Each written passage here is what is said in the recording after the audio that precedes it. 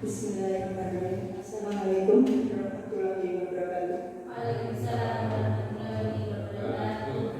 Pertama, marilah kita panjatkan puji syukur kehadirat Allah Subhanahu wa Ta'ala yang mana pada hari ini kita dapat berkumpul di sini dengan rahmat serta hidayahnya, sehingga kita semua pada hari ini akan mengadakan pemimbasan budaya positif yang nanti akan disampaikan oleh Bapak Nurul Arifin SPD.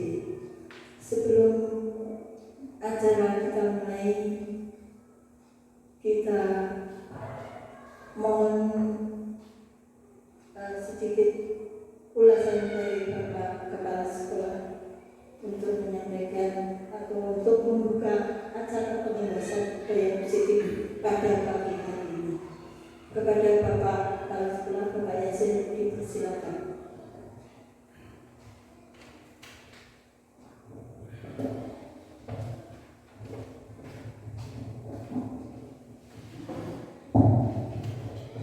Bismillahirrahmanirrahim. Assalamualaikum warahmatullahi wabarakatuh.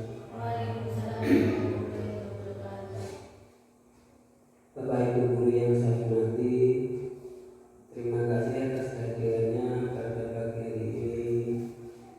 Bahasanya pada pagi hari ini Bapak Nurul akan melaksanakan pemimbasan budaya positif. Sebelumnya, marilah kita panjatkan rasa puji syukur kehadirat Allah Subhanahu wa Ta'ala yang mana pada pagi hari ini kita tetap bisa melaksanakan tugas dalam keadaan sehat walafiat. Amin. Dua kalinya selawat serta salam kita limpahkan kepada junjungan kita Nabi Muhammad sallallahu alaihi wasallam yang telah membawa kita dari zaman jahiliyah menuju zaman Islamnya seperti yang kita pada saat ini, dan semoga kita termasuk umatnya yang mendapat berkah atau hidayah di yaumul akhir. Amin. Bapak Ibu yang saya hormati, dalam rangka pemimbasan budaya positif Bapak Nurul ini, marilah kita dukung sepenuhnya agar pelaksanaan Bapak Nurul lancar dan semoga hal ini membawa positif bagi kita semua. Bapak Ibu yang saya hormati, saya harapkan dan saya mohon selain Bapak Nurul, nanti ke depannya saya harapkan yang belum ikut guru penggerak, saya harapkan untuk mengikuti semuanya, karena ini suatu kewajiban bagi Bapak Ibu semuanya di era sekarang. Itu harapan kami. Dan untuk Bapak Nurul, harapan atau himbauan saya, jangan sampai kendor dalam melaksanakan tugas ini, karena ini adalah hal yang positif bagi Bapak Nurul untuk kedepannya. Saya kira itu yang perlu. Dan untuk pemimbasan budaya positif saya nyatakan dibuka dan bisa dilaksanakan. Saya kira itu himbauan atau ucapan dari saya. Terima kasih akhirnya. Assalamualaikum warahmatullahi wabarakatuh.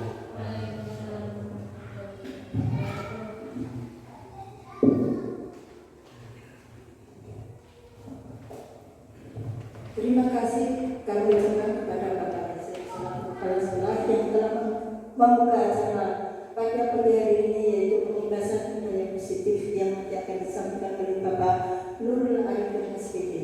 Untuk memasuki acara selanjutnya, yaitu langsung saja kita ikuti pemimbasan budaya positif yang disampaikan oleh Bapak Nurul Arifin SPD. Mohon.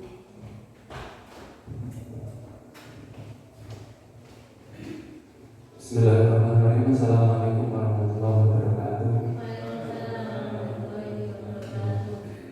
Mukadimah ini dari Bapak Kepala Sekolah Mawon untuk memberikan waktu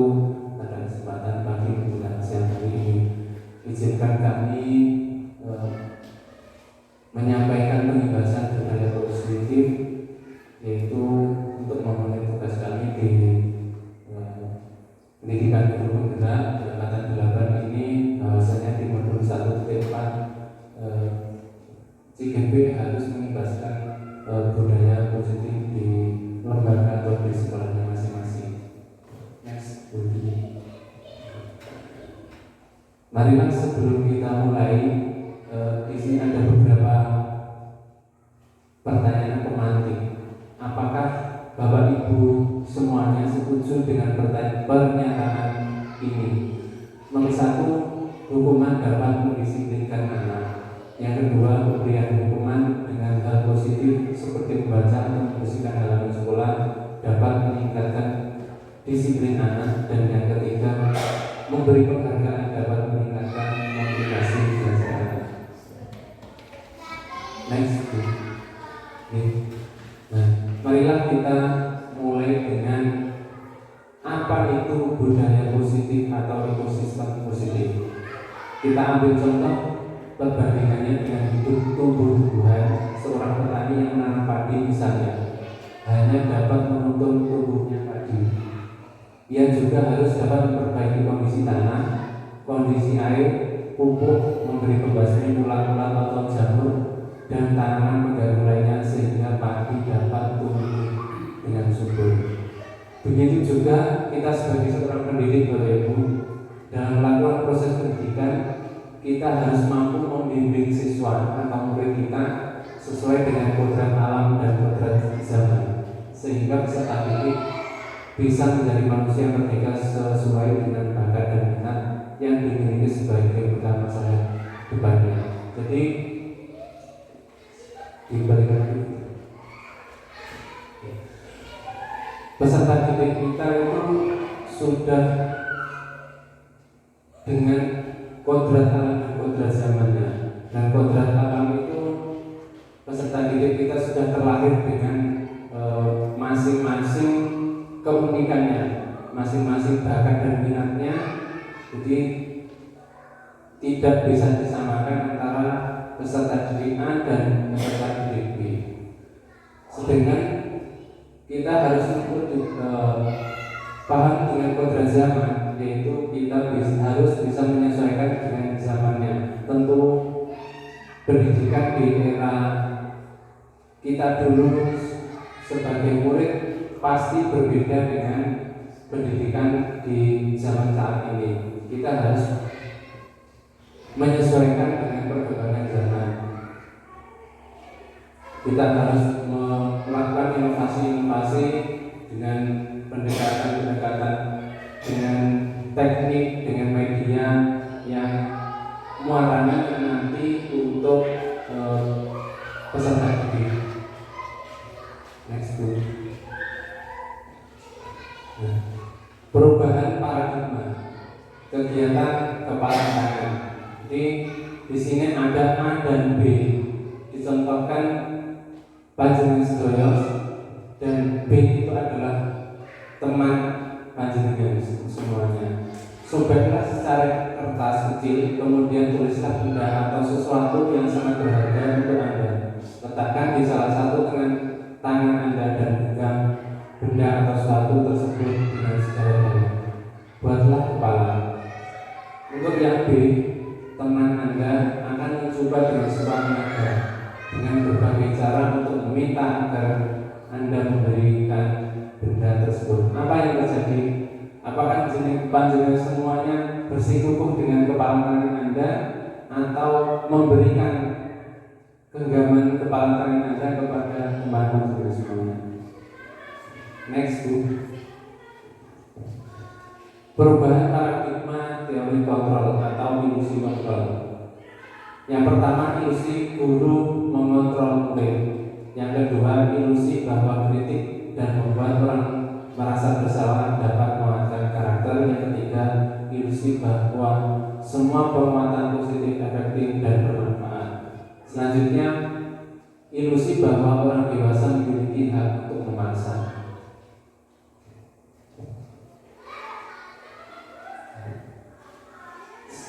Kita lanjutkan perubahan paradigma atau stimulus respon ke teori kontrol.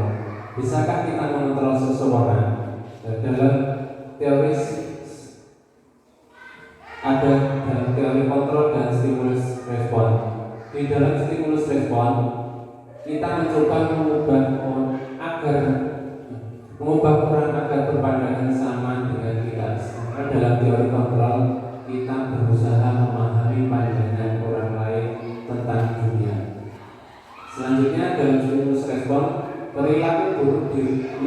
sebagai suatu kesalahan. Sedangkan dalam teori kontrol semua perilaku memiliki tujuan, memiliki alasan mengapa melakukan perilaku tersebut. Sedangkan yang ketiga, orang lain bisa mengontrol saya.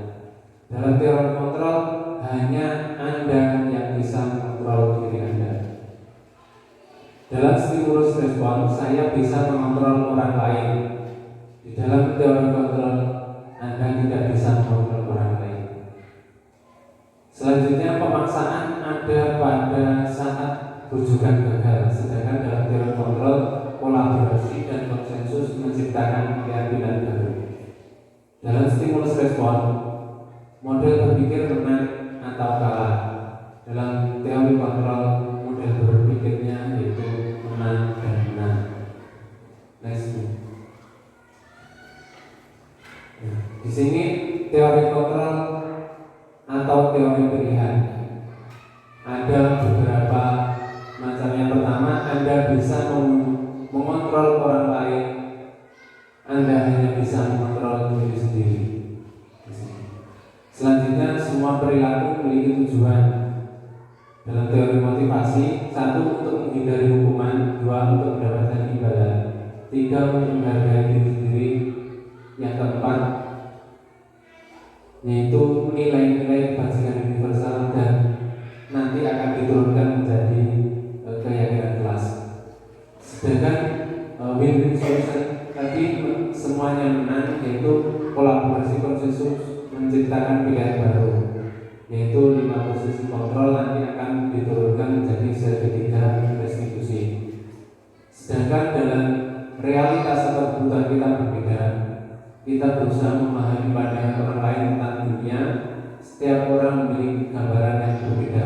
Ini nanti diturunkan ke 5 kebutuhan dasar manusia.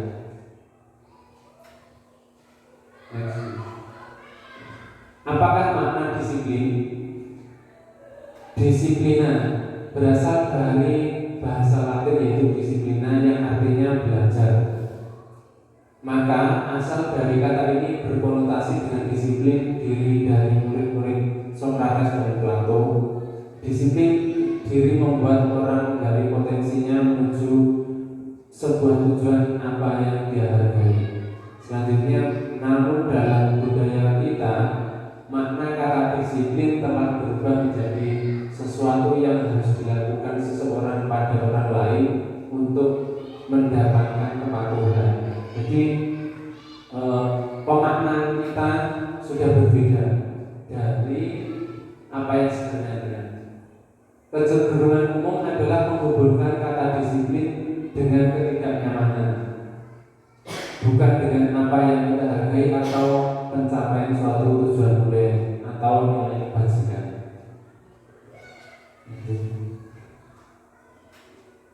Selanjutnya, nilai-nilai universal. Yang pertama, nilai kebajikan adalah sifat-sifat positif manusia yang merupakan tujuan mulia yang ingin dicapai setiap individu. Nilai tersebut bersifat universal, bisa lintas agama, suku, bangsa, dan prasasti, tidak hanya berlaku di agama tertentu atau suku tertentu atau ras tertentu. Sifatnya universal. Selanjutnya, setiap perilaku atau perbuatan memiliki tujuan. Ini dalam teori yang disampaikan oleh Dr. William Glasser tahun 1984.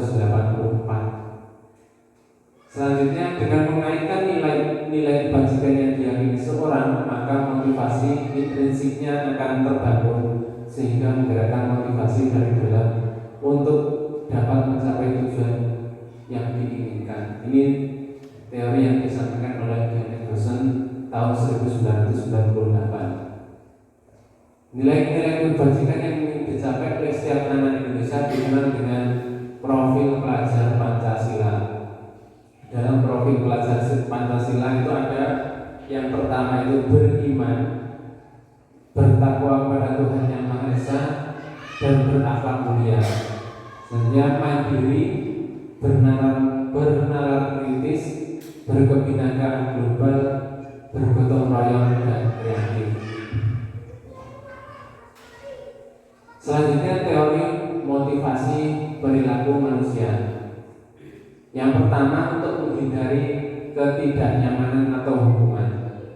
Apa yang akan terjadi apabila saya tidak melakukannya? Ini motivasinya berasal dari eksternal, dari luar. Sedangkan yang kedua, itu juga motivasi dari eksternal untuk mendapatkan imbalan dari orang lain. Apa yang akan saya dapatkan apabila saya melakukannya? Contoh, misal peserta didik kita melakukan suatu hal, ingin mendapatkan hadiah atau nilai terbaik dari bapak ibu guru. Selanjutnya, motivasi yang berasal dari internal, mempunyai tujuan disiplin positif untuk menghargai diri sendiri, menjadi insan sesuai harapan kita. Saya akan menjadi orang yang seperti apa bila saya melakukannya. Motivasinya berasal dari intrinsik atau berasal dari dirinya sendiri. Di sini kita akan bahas juga tentang merdeka menurut Ki Hajar Dewantara, Bapak Pendidikan kita. Merdeka itu artinya tidak hanya terlepas dari perintah, tetapi juga cakap memerintah diri sendiri. Ini bisa dari Ki Hajar Dewantara dalam punya pemikiran konsepsi keteladanan siap merdeka cetakan Pendidikan tahun 2013 halaman 469. Jadi merdeka itu menurut Ki Hajar Dewantara tidak hanya terlepas dari kita diperintah dari perintah, tetapi bagaimana kita memerintah diri kita sendiri, yaitu bagaimana kita memunculkan motivasi prinsip tadi yang sudah kita bahas sebelumnya. Selanjutnya, apa itu restitusi? Mungkin ini masih asing dengan Bapak Ibu semuanya. Restitusi adalah proses menciptakan kondisi bagi murid untuk memperbaiki kesalahan mereka, sehingga mereka bisa kembali pada kelompok mereka dengan karakter yang lebih kuat.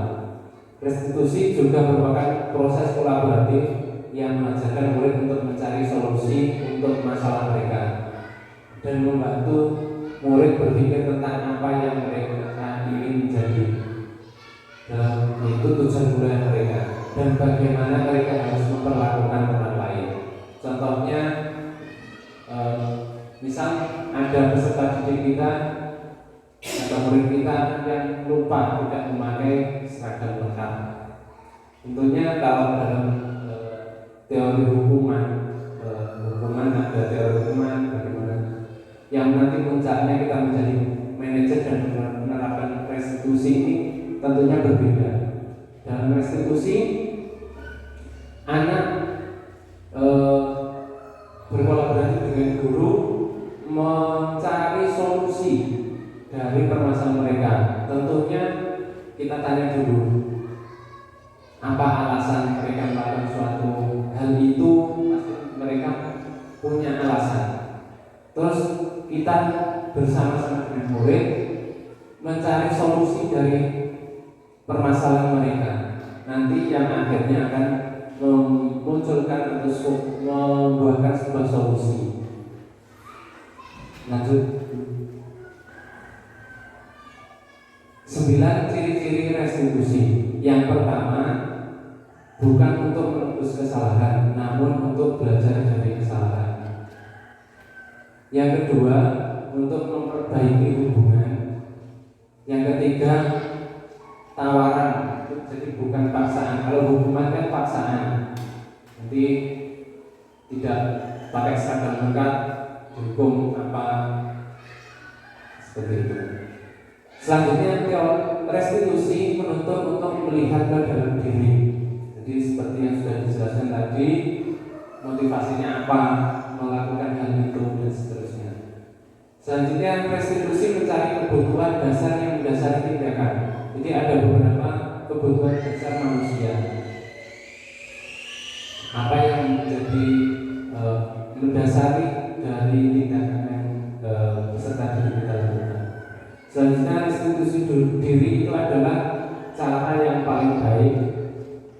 Yang selanjutnya, restitusi fokus pada karakter bukan tindakan. Yang kedelapan, restitusi fokus pada solusi. Jadi bagaimana murid mencari solusi dari permasalahan yang mereka alami. Yang terakhir, restitusi mengembalikan murid yang berbuat salah pada kelompoknya. Selanjutnya, keyakinan kelas, hukuman dan penghargaan. Mengapa tidak peraturan saja? Mengapa harus keyakinan? Ada 3 pertanyaan Bapak Ibu. Yang pertama, mengapa kita memiliki peraturan harus menggunakan bilang kendaraan roda 2? Itu alasannya apa, Bu? Mengapa ada peraturan harus menggunakan? Tentunya ini adalah nilai keselamatan. Yang kedua, mengapa kita memiliki peraturan 3M? Menggunakan masker, mencuci tangan, dan jaga jarak kerumunan. Ini yang akan dituju yaitu nilai kesehatan atau keselamatan juga. Selanjutnya, mengapa kita memiliki peraturan harus datang tepat waktu pada saat mengikuti pelatihan? Ini nilai kedisiplinan dan tanggung jawab. Untuk mendukung motivasi intrinsik kembali ke nilai-nilai keyakinan atau keyakinan lebih menggerakkan seorang dibanding memiliki serangkaian peraturan. Jadi lebih efektif kita menggunakan keyakinan. Kalau peraturan itu dibuat satu arah, kita buat peraturan peserta didik atau murid kita yang melaksanakan, sedangkan keyakinan dibuat dari kesepakatan Bapak Ibu guru dan murid kita.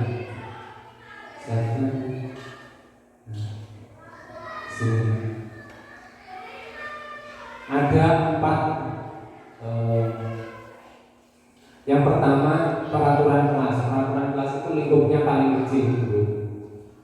Dan satu arah tadi hanya kita buat peraturan atau sekolah buat peraturan, murid melaksanakannya.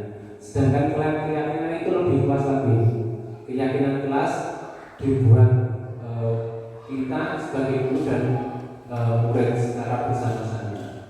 Yang selanjutnya nanti akan menciptakan lingkungan yang positif, lingkungan sekolah kita. Dari keyakinan kelas yang kita buat atau kita sepakati dengan peserta didik kita, maka akan menciptakan lingkungan yang positif. Dan yang terakhir nanti harapannya menjadi sebuah budaya yang positif di ekosistem belajar kita, ekosistem pendidikan kita. Lanjut. Yang mana yang merupakan keyakinan kelas? Di sini ada kesepakatan kelas, kita datang tepat waktu, mencatat dan seterusnya. Untuk materi nanti akan saya kepada Ibu. Kegiatan pendalaman keyakinan kelas ini menggunakan tabel T dan tabel C. Contoh itu ada hormat, bekerja dan diterima dan dimiliki. Kalau hormat seperti itu.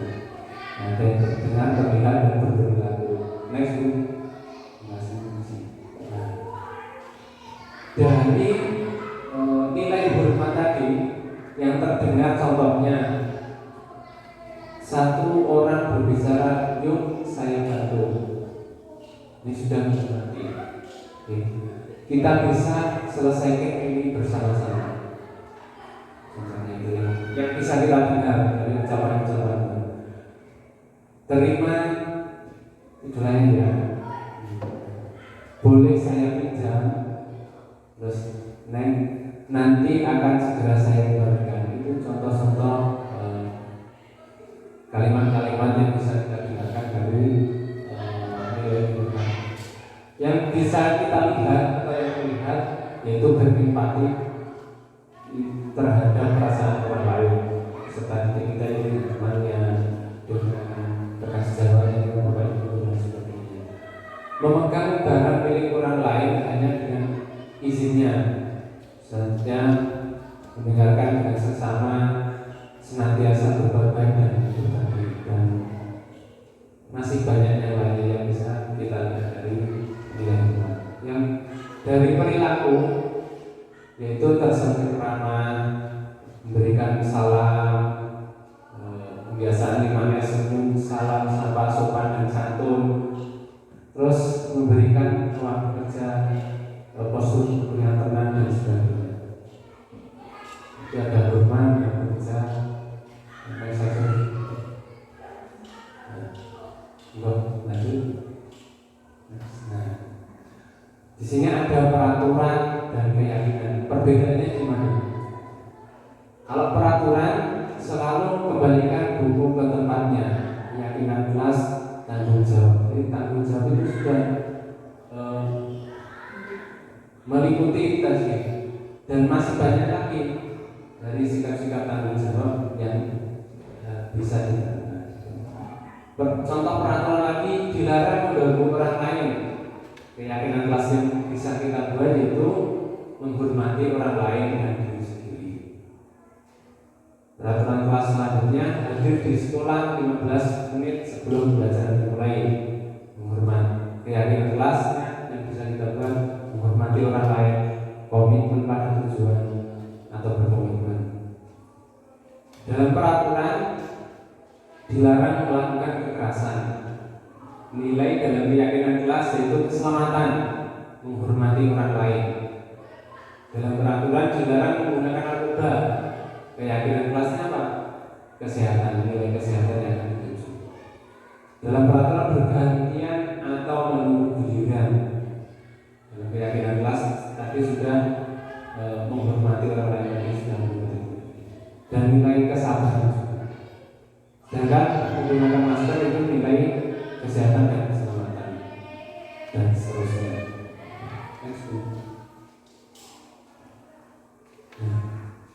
Dihukum oleh penghargaan.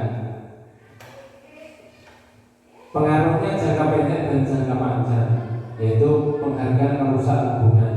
Nanti apabila murid kita sudah terbiasa dengan penghargaan, ketika kita tidak memberi penghargaan, nanti akan motivasinya tadi akan turun, karena motivasinya itu mendapatkan penghargaan atau dari luar, bukan dari dalam dirinya.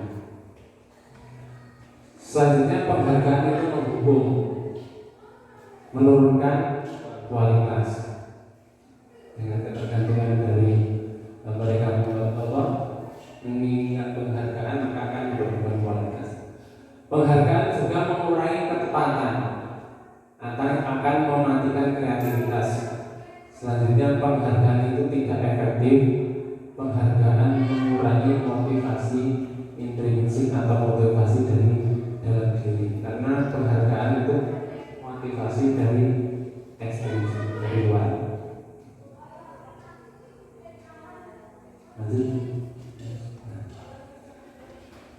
Di sini ada tindakan guru dan hukuman atau sanksi atau konsekuensi.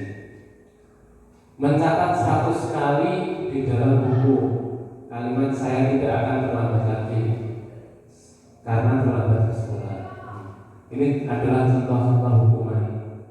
Dulu ketika saya sekolah juga masih diterapkan seperti ini. Bahkan disuruh nulis sampai 1 buku penuh. Selanjutnya lari mengelilingi lapangan basket 2 kali karena terlambat di sekolah. Itu juga termasuk hukuman. Murid diminta untuk usaha 15 kali menggunakan masker karena tidak menggunakan masker, itu juga contoh hukuman. Menggantikan kertas teman yang dicoret itu adalah konsekuensi, karena mereka mencoret atau merusak barang milik teman, jadi konsekuensinya harus menggantinya. Selanjutnya membersihkan tumpahan air di meja, itu juga konsekuensi atau sanksi. Selanjutnya murid disuruh untuk mengenakan sepatu seharian di sekolah, itu karena tidak menggunakan sepatu hitam, itu juga hukuman. Dan selanjutnya lari mengelilingi lapangan basket, itu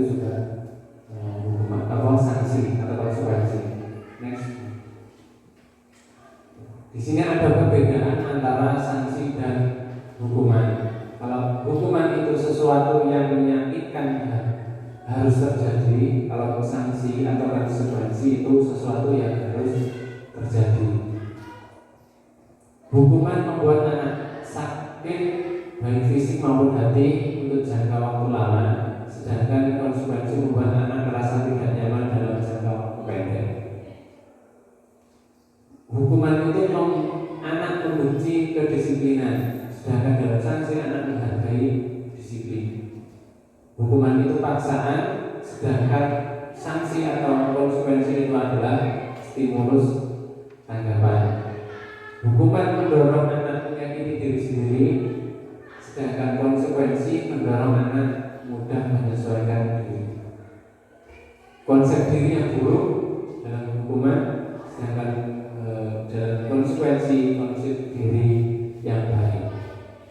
Dalam hukuman anak belajar untuk menyembunyikan kesalahan. Dalam sanksi anak belajar untuk mematuhi peraturan.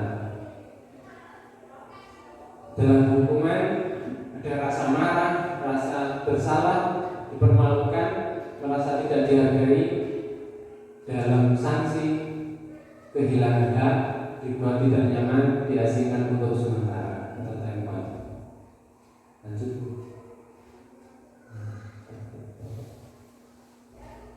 Di sini ada identitas gagal dan identitas sukses. Dalam hukuman itu masuk di identitas gagal, sesuatu yang menyakitkan dan seterusnya itu sampai di murid atau anak murid membenci peraturan. Sedangkan nanti yang paling puncak itu di restitusi. Konsekuensi itu identitas sukses tapi masih netral. Sedangkan di restitusi nanti nilai yang akan dicapai yaitu nilai positif. Restitusi tapi merupakan sebuah pilihan. Bagaimana anak atau murid kita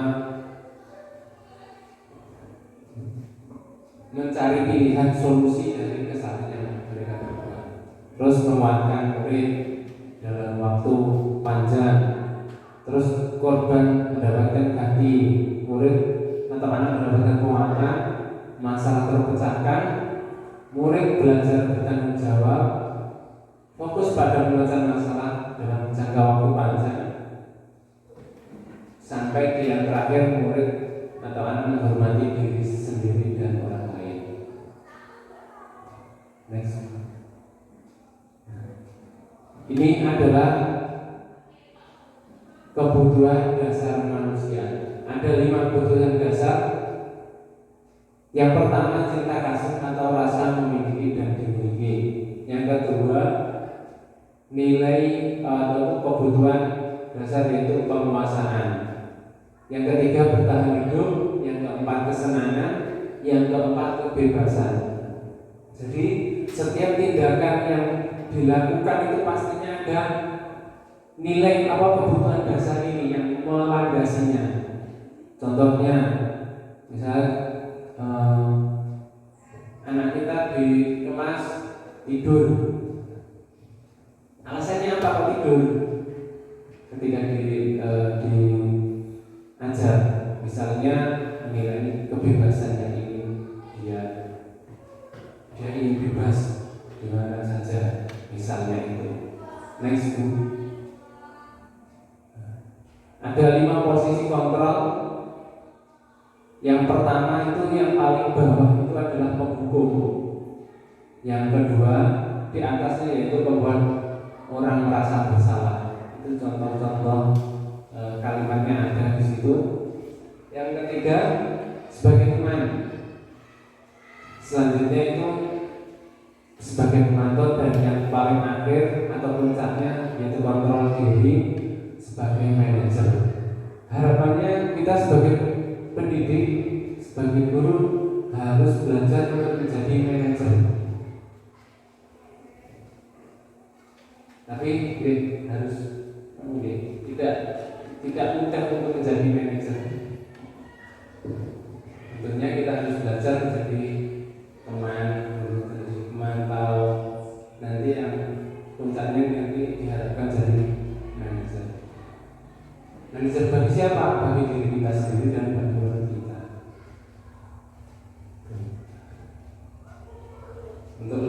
soalnya nanti moga Bu lanjut.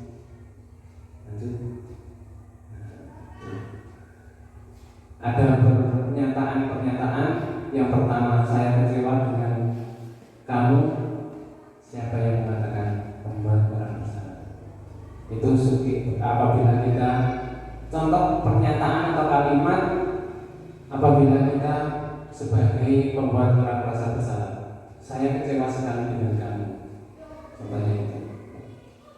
Saya kecewa sekali dengan kamu. Nah, contohnya. Terus apabila kita sebagai penghukum, kamu tidak pernah benar melakukannya. Contoh pernyataannya.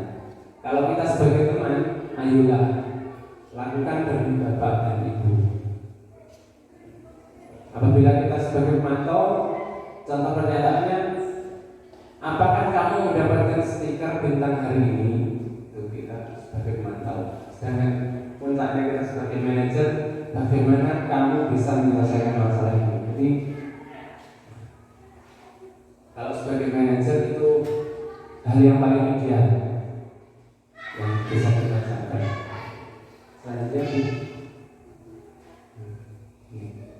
mungkin next one. Ini segitiga restitusi tadi. Ada 3 hal dalam segitiga restitusi. Yang pertama, menstabilkan identitas. Ketika murid kita atau peserta didik kita melakukan kesalahan, kita stabilkan identitas kita, identitas murid tersebut. Dengan cara apa? Dengan melakukan contohnya, setiap orang pasti pernah melakukan kesalahan.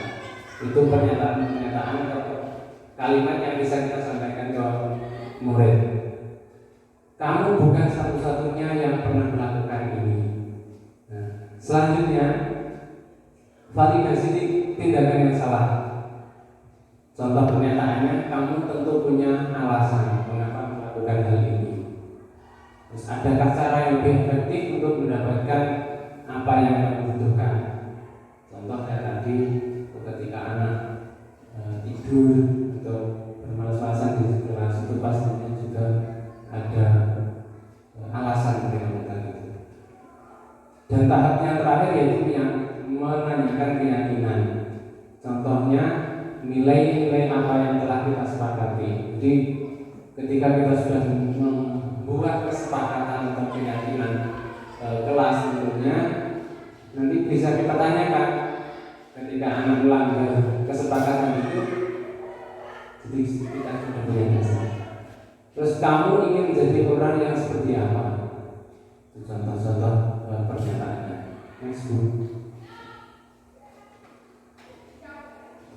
Yang pertama, menstabilkan identitas untuk membuat anak merasa gagal karena berbuat salah menjadi positif terhadap dirinya. Contohnya itu kalimatnya, berbuat salah itu hal yang manusia dan sebagainya. Next. Yang kedua, validasi kebutuhan untuk tindakan yang salah tadi, yaitu membantu siswa mengenali basic need atau kebutuhan yang ingin dipenuhinya ketika melakukan kesalahan itu. Pada dasarnya setiap tindakan manusia tujuannya adalah memenuhi basic need. Apakah itu power, apakah itu freedom dan love dan sebagainya. 5 kebutuhan dasar yang dimiliki oleh manusia tadi. Contoh pernyataan-pernyataannya ada juga. Next week. Yang selanjutnya tahap terakhir yaitu menanyakan keyakinan. Anak melihat kesalahannya dihubungkan dengan norma sosial dan nilai-nilai yang mendasari manusia berinteraksi dengan orang lain. Pernyataan-pernyataan yang bisa kita ucapkan, contohnya apa nilai kita percaya di kelas, nilai universal apa yang sudah kita sepakati dengan sebagainya. Next one.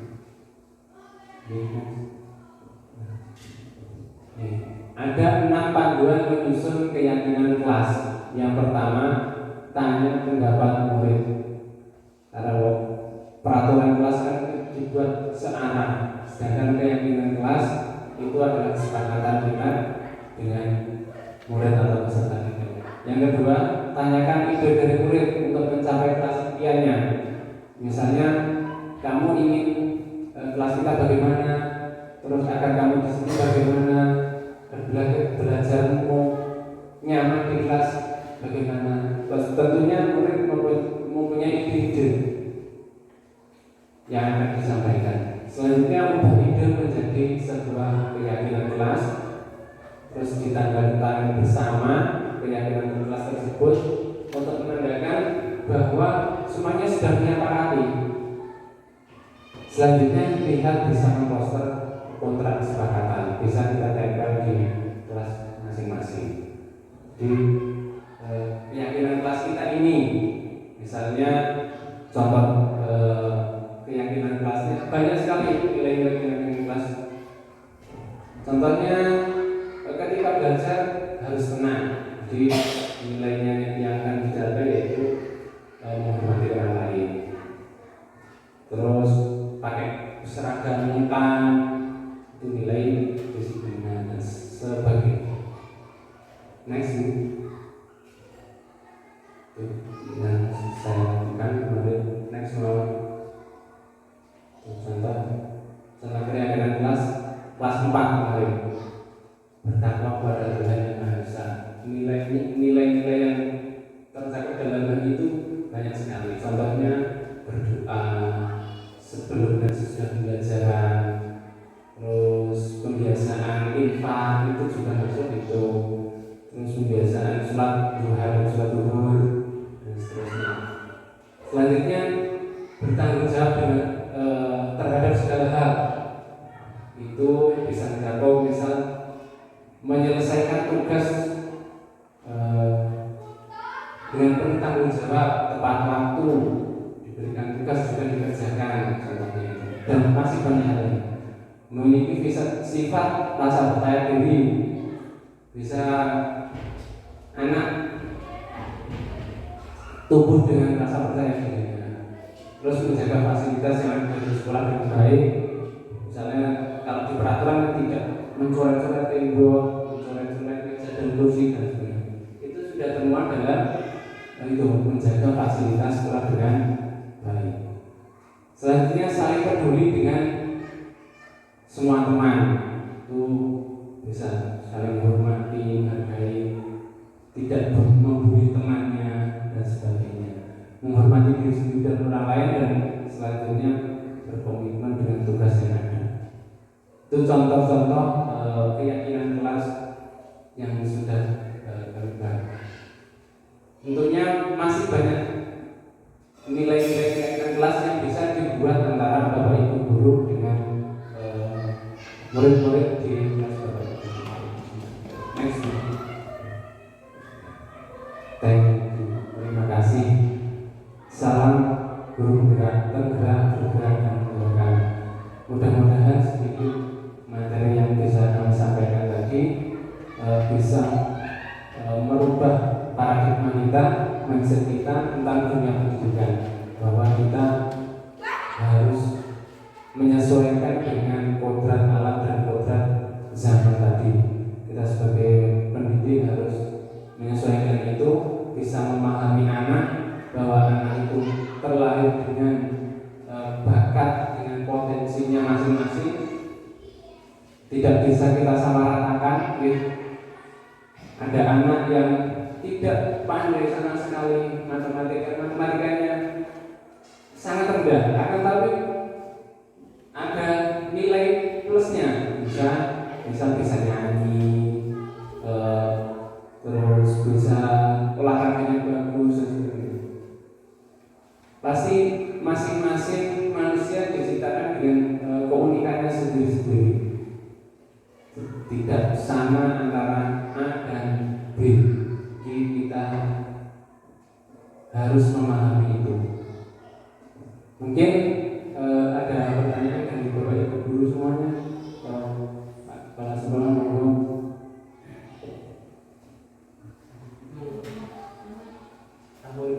Oke, kalau tidak ada mudah-mudahan sedikit materi tadi bisa mengubah paradigma kita, bisa mengubah disiplin positif di lingkungan pendidikan kita, bisa memahami anak yang pendidikan itu adalah muaranya terakhir kita berfokus pada anak, pada murid atau peserta didik. Bagaimana menciptakan murid yang bisa menyelamatkan murid baik di dunia maupun di akhirat nanti.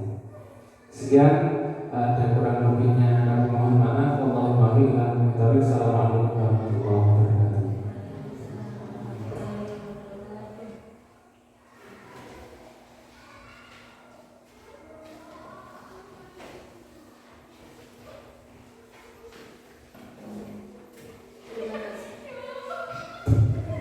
Terima kasih terucapkan kepada Bapak Nurul Karim yang telah memberikan begitu banyak ilmu dengan materi tadi pengimbasan budaya positif yang Bapak Nurul Karim.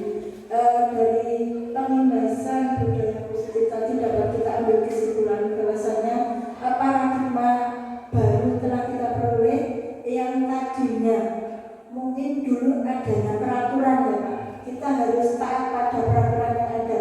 Tapi sekarang berubah. Kita berubah, misalnya di dalam satu kelas kita harus membuat suatu kesepakatan bersama antara guru dan murid. Jadi kita tidak, guru tidak seenaknya membuat peraturan sendiri, tapi kita bersama-sama bersama dengan anak didik kita bisa membuat tadi namanya keyakinan kelas yang dimulai dengan kesepakatan bersama. Karena anak-anak kita juga mempunyai keinginan, punya kodrat, punya motivasi yang tidak sama, yang mungkin tidak sama dengan kemauan kita, tapi anak-anak mempunyai kemauan yang berbeda dengan kita, yang nantinya akan membuat cita-cita anak itu akan tercapai.